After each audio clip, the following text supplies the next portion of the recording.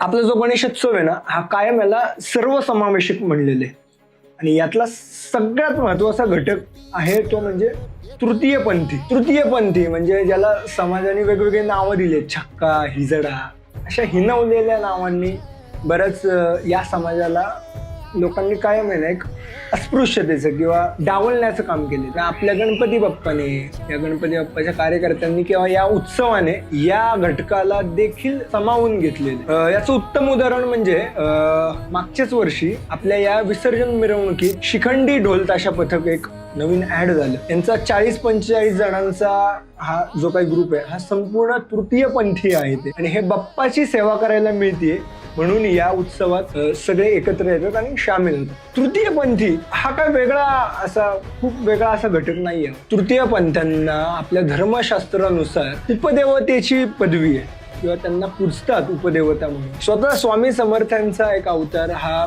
आदिमाया अवतार आहे. गणपती बाप्पा ज्याला आपण पूजतो, स्वतः गणपती बाप्पाचा एक विनायकी स्वरूप आहे. स्वतः शंकर भगवानांचं अर्धनारी नटेश्वराचं रूप आहे. हा गणेशोत्सव आहे ना कायम समाजाला एक संदेश देणारा ठरलाय.